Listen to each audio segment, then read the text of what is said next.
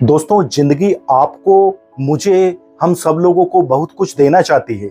जी हाँ दोस्तों, लेकिन उसके हाँ कहने से पहले ही हम स्वयं को ना कह देते हैं। आप इस बात को बेहतर तरीके से इस तरह से समझ सकते हैं।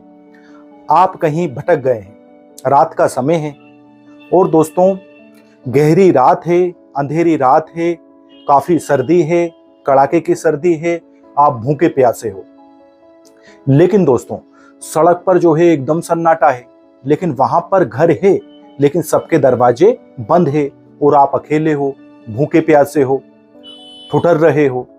अब दोस्तों यदि आप चलते जाते हो, केवल चलते जाते हो और कोई सा भी दरवाजा ये ठोक कर नहीं खटखटाते कि क्या पता सामने वाला ना कह देगा तो मैं इतनी रात को किसी के दरवाजे पर दस्तक दूंगा तो वो कहीं मुझे चोर समझ लेगा तो, अनजान जानकर मारने पीटने लगा तो इस तरह का डर, इस तरह का ख्याली डर यदि आपके मन में रहता है और आप डरते रहे और दोस्तों चलते गए या एक जगह खड़े ही रहे या बैठे रहे, तो होगा क्या कि कड़ाके की सर्दी है तो सुबह तक जो है कि आपकी हालत खस्ता हो जाएगी। हो सकता है आप बचे ही नहीं, भूख प्यास के मारे भूखे मर जाएं या आपके साथ में कुछ अनहोनी हो जाए।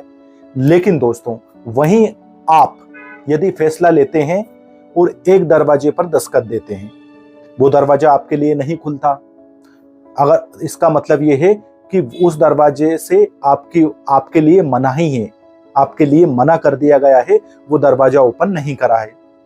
अब फिर दोस्तों आप हार मान लेते हैं और फिर दूसरे दरवाजे पर दस्तक नहीं देते, तो फिर क्या होगा? जो हमने पहले जिक्र करा वही होगा।